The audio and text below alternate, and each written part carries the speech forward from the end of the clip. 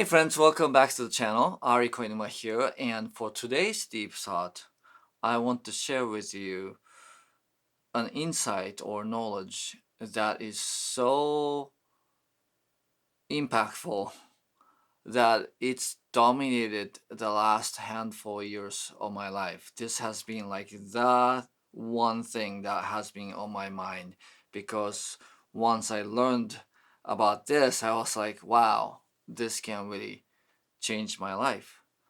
And it has.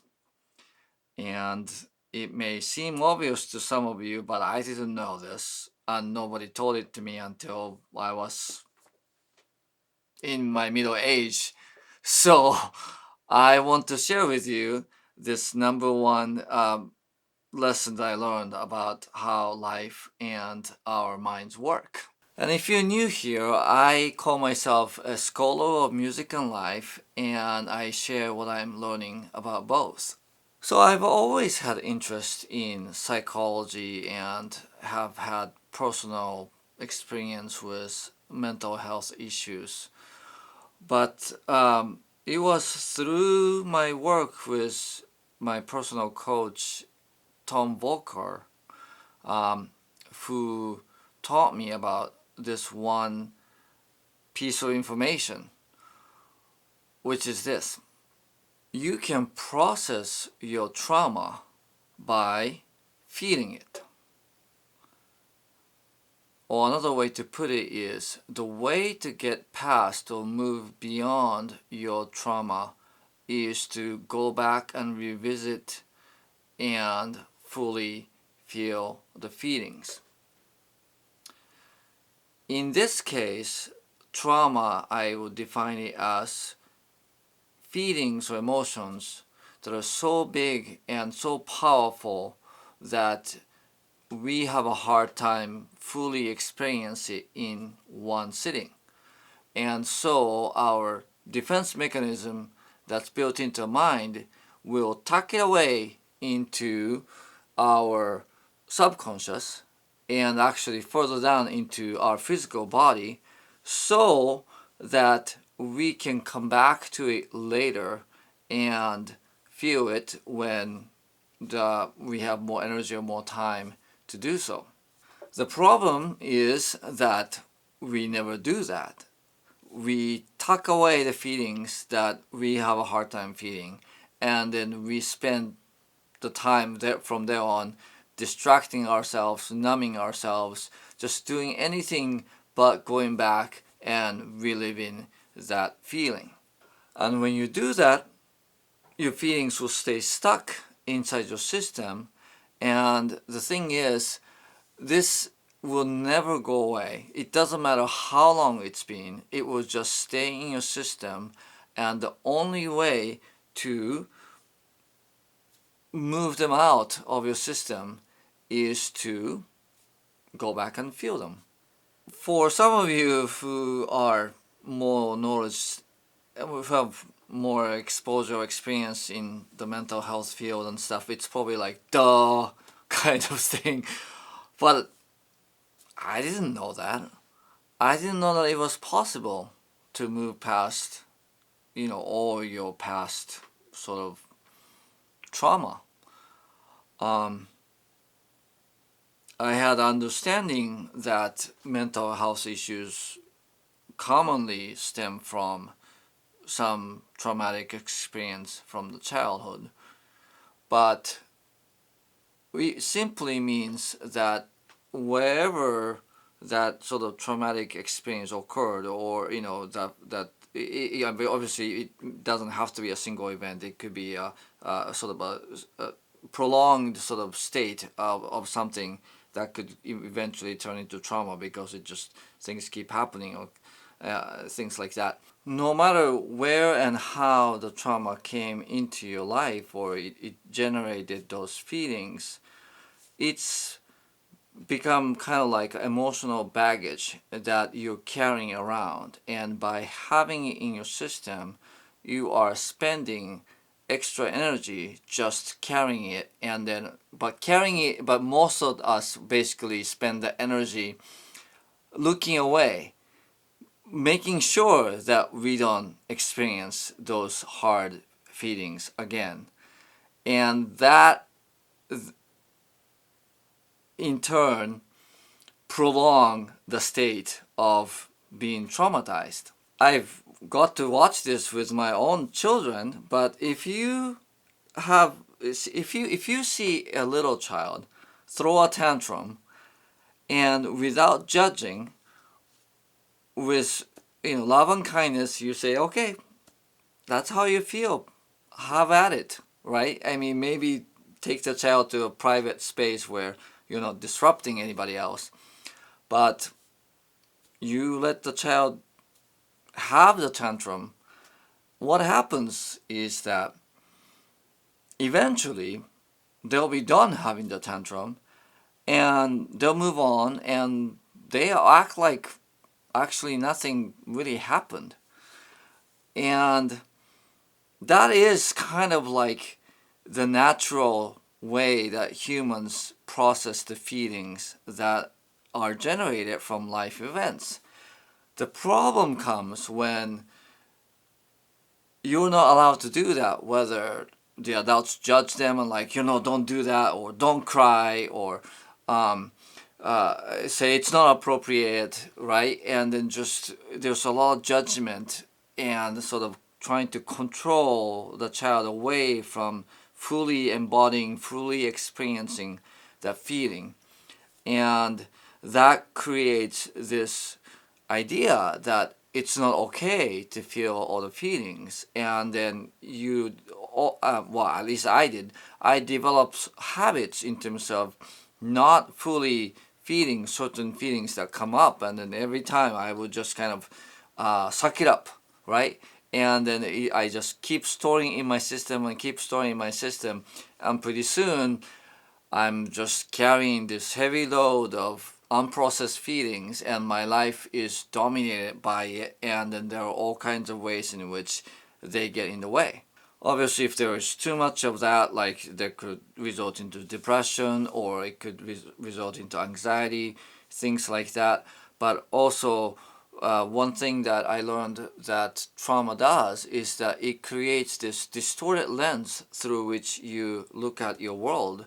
For example, that as a child, we all have this need for being seen and being validated.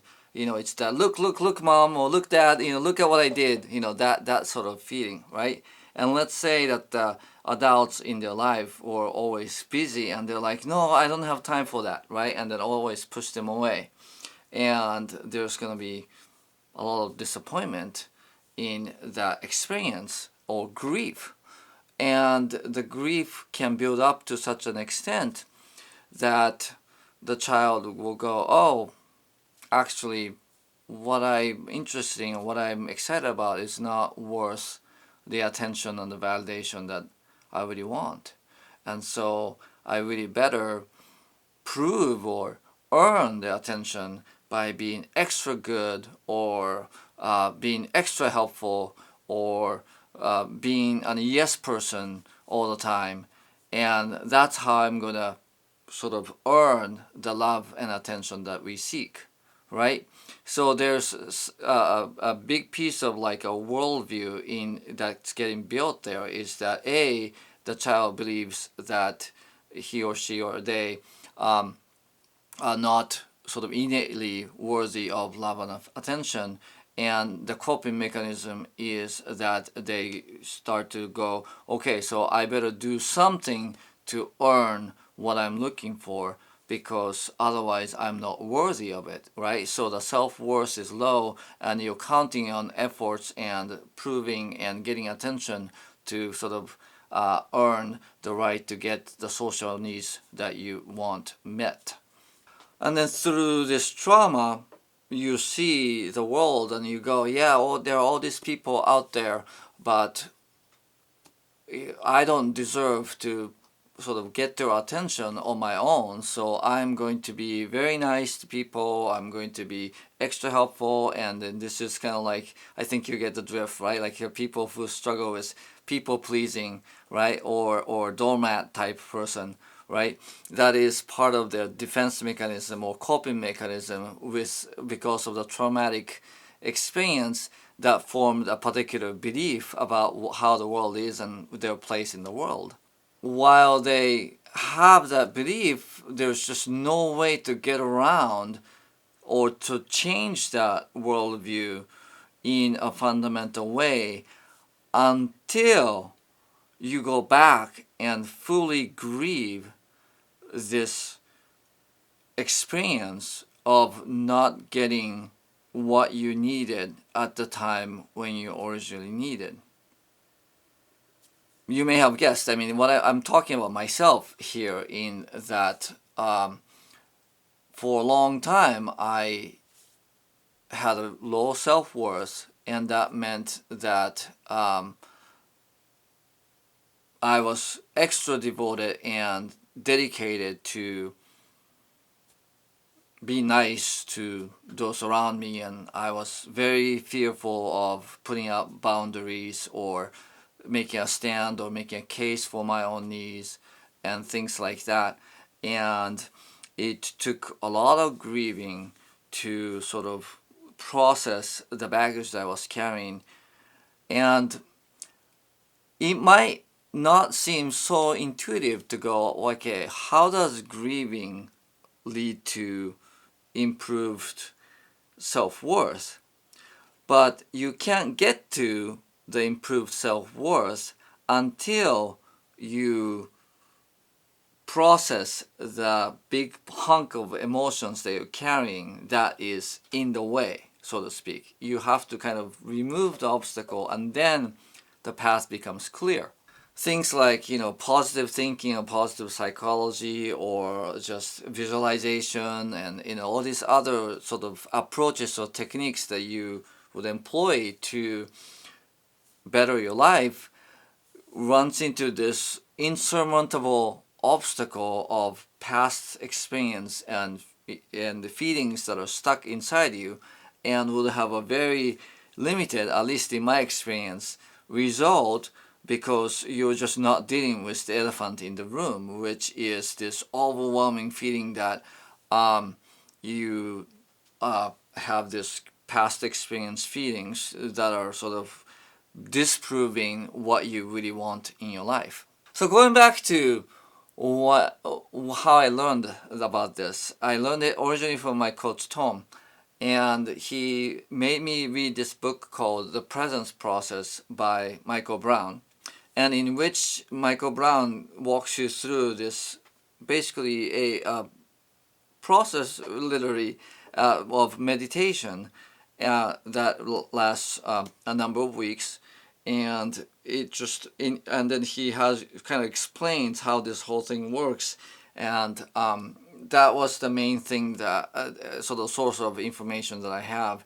And he has a particular language that he uses to describe things, so I didn't find it a super easy read, but the knowledge that I gained from Tom and in this book really just changed the course of my life since then. The last few years I've gone through what I consider to be a midlife crisis, and it really was brought on with this knowledge, in that there was obviously a sense that I was not aligned with where I was in my life and where things were going, and in my quest to obviously course correct, I started really looking into, okay, so what feelings am I carrying?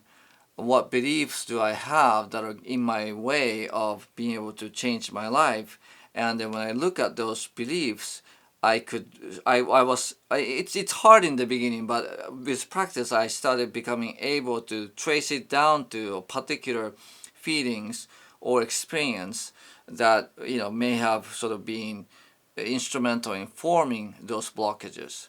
Of course, I went to see psychotherapists, and those people definitely were helpful in terms of exploring what was stuck in my system as well. Another example I have is that I learned that it was not safe, or it was not okay for me to have fun until all my other responsibilities were done, things like schoolwork and commitments to the family or to my job, things like that. And I used to have problems with my elbow. I've made videos about this. I love to play the guitar, as you know, and guitar playing can cause, basically a repetitive motion sort of injuries, which could be like a carpal tunnel syndrome or cubital tunnel syndrome. I think the word syndrome there is a bit of misnomer in that in my experience, those were basically playing injuries. But when I tuned into the discomfort and the pain that I was feeling in my elbow, there was warning, a sense of like, watch out kind of feeling, in that my body was trying to protect me because it was not safe for me to be seen having fun, or in that case, it is genuine fun and my passion, but in my sort of a childhood sort of experience or lens through which I was looking at, I thought of it as kind of indulgence or something luxury that I'm only allowed to have after I did everything else that I was supposed to do for other people. So what I did was to tune into that feeling of being vulnerable and being afraid of being found out, like getting busted for having fun. And after I tuned into it for a while, tears came and I cried for a little bit, and then processing feelings is actually takes a lot of energy. So oftentimes when this happens, you get lethargic or you get really tired and you might sleep extra long. But then actually my experience, shortly thereafter, my elbow started feeling better and I haven't had major issues since then. So I've had the injury a number of times, well, not that many times, but a handful of times. But apparently that was the underlying emotional cause that got my body to tense up and basically get in the way of me enjoy playing the guitar. Anyway, with practice, I've gotten, I guess, pretty self-aware in terms of observing my own feelings, and I've gotten to a point where if it's a strong feeling, I can kind of feel it in my body where that feeling had been stored. I would have certain sensations. Like I have a lot of feelings that were stored in this area, like left side of my face and my left shoulder and chest area. I feel certain energy there. And basically, the practice that I do now is to tune into those sensations and just pretend that there's a person there and just kind of go, okay, so what are you feeling, right? What do you have to say? After doing this for a while, I became able to really hear out my own sort of feelings, going, oh, so you are really actually just really sad, or actually, oh no, you're actually really mad, like you're really really angry about this. And depending on the feelings that are coming up, like there was a lot of grief there. I embodied my grief by becoming depressed and spending a lot of time laying around and weeping. Whereas if it was more anger, sometimes like I would punch pillows or just just go like this, and of course in my private spaces, of course I wouldn't do that in front of other people. But basically I would engage in activities that would really fully embody that feelings. With anger, like there was a lot of silent screaming and just going that sort of thing. I don't want to make it sound more dramatic than it needs to be, but I am amazed by the difference that it's made, this practice of feeling all the feelings.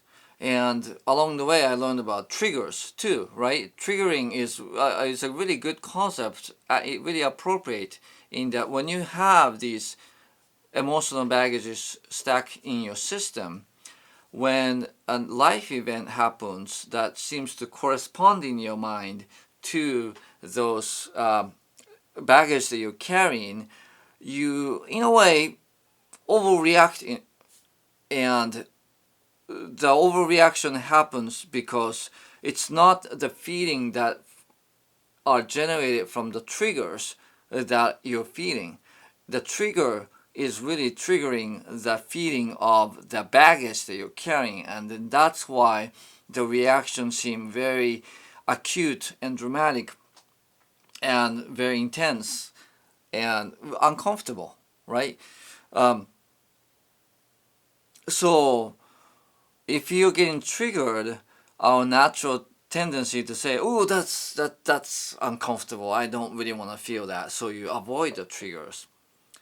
And therein lies the thing that I'm like, wow, this is such a powerful idea, in that by avoiding the triggers, by avoiding the feelings that you've been carrying along, you're prolonging your suffering, so to speak.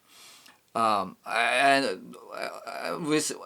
why I say that, I fully have to acknowledge that it's not easy, and it's always not possible to take the time to feel the feelings that are triggered and things like that. Or if too strong feelings come up, you may not be able to function. You may have a strong anxiety, or you may have strong depression, and you may have to sort of suppress that and keep working or keep honoring your commitments and things like that. So I'm not saying that it's like a cookie cutter, oh, it's just really simple, it's really easy kind of thing. But fundamentally, the idea is simple, is that if you are avoiding it, it will just stay with you. If you face it and feel the feelings, then there is eventually an end to your baggage. And then these things kind of are stuck in your system in layers. So when you're done with one piece of baggage, then another one comes up, and then you have to deal with that. And man, so it went on and on like that for a good number of years for me as well. But with each emotional baggage that I process, I did feel myself change a little bit. Things that used to upset me stop upsetting me. Things that used to worry me, I don't feel worried about it anymore. I feel worry less about the boundaries. For example, I feel much more comfortable being able to say no when something there's something that I don't feel comfortable with or I don't agree with, right? Before, I used to worry and fret and have lots of anxiety about saying no to people, because I'm like, oh, is it appropriate? Oh, am I overreacting? Oh, am I really being a nice person by saying that? All these thoughts run in my head, and I would have a hard time making decisions like that. But now it's like, oh, well, sorry, I'm not gonna do that, right? It just it's much simpler, and my sort of self-worth is not riding on that pushing back. So it's gotten a lot easier. And another nugget that I would insert here is that the ability to feel these feelings is a bit like training muscles, in that when your muscle is weak, some activities will easily overwhelm you and you get fatigued and things like that. And the same thing is true with certain feelings, is that if you're not used to feeling sad, or if you're not used to feeling angry, then a little bit of anger will just totally overwhelm you. And you can tell that feelings overwhelming you, because that's when crying happens. Tears come when you're experiencing more emotion than you're able to handle, and then you get overwhelmed, and then tears flow out. It's a very interesting system that we have. If I think about it, how does strong emotions lead to water coming out of your eye socket? I don't know, but that's really, you can tell that you are facing an overwhelming feelings because you start to cry. And as you know, traditionally, especially men are taught not to cry and not to get emotion, and then that is a problem, because more men commit suicide, and or more men commit some acts of violence and other things like that. these things all stem from the inability to basically process the feelings that we are carrying.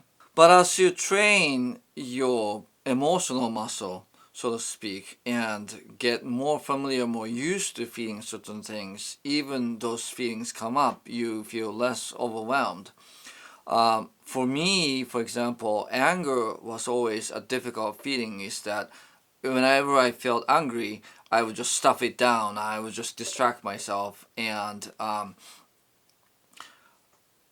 had a lot of repressed anger in my system. And to this day, getting angry is not an easy thing for me. But I am a little better now at when something frustrates or infuriates me, to be able to just feel that feeling and just experience it fully. And the more feelings that you're able to manage, the more, for the lack of a better word, comfortable you can live in that all these life events happen and feelings are generated from whatever you're experiencing now, but they don't trigger a bigger, stronger emotional reactions based on your baggage, and you're able to just feel whatever the feelings generated in the moment and then move on after that. And as you can imagine, I mean, this insight now informs like my music making and stuff too. It's just that if there's one thing that you take away from this video, or if you take away from anything that I do, is this. It's our fear of darkness that keeps us stuck in the dark. If you could face the feelings that you're carrying, the scary, overwhelming darkness that is within because of all this baggage that we're carrying. And I'm again, it's not easy, it's super hard work, it takes time, it's overwhelming, but through feeling our feelings, we can move past it. Obviously, I'm still work in progress myself, and I am in just about every day. I am aware of certain habits or my worldview in terms of, oh, why do I see this way, or why am I not able to control myself this way, that sort of thing. And then I've built a habit of sort of analyzing everything and then sort of always looking for the deeper roots as to why I am the way I am, or I react or I think the way I do. And some of it, obviously a lot of it I'm totally fine with, but there are still room for improvement in terms of why would I react this way to these things, or there are room for improvement still.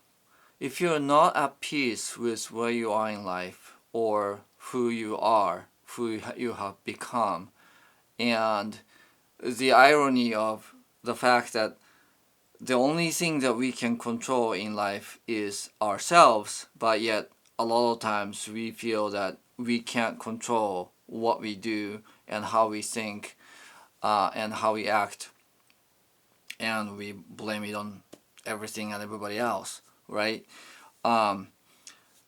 Then what you can do is to start to look at, what are the feelings I'm avoiding? When do I distract, numb myself when certain situations arise? What are the triggers of anxiety, depression, and other sort of mental health concerns?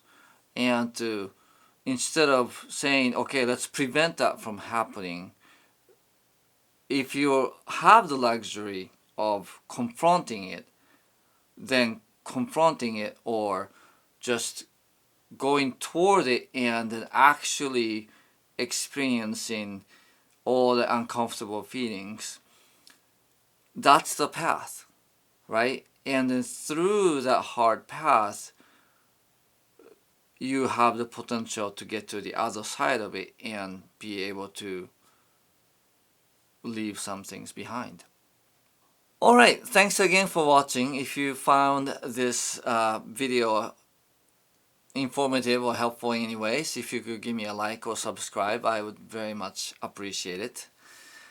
And I will see you in the next show. Thank you.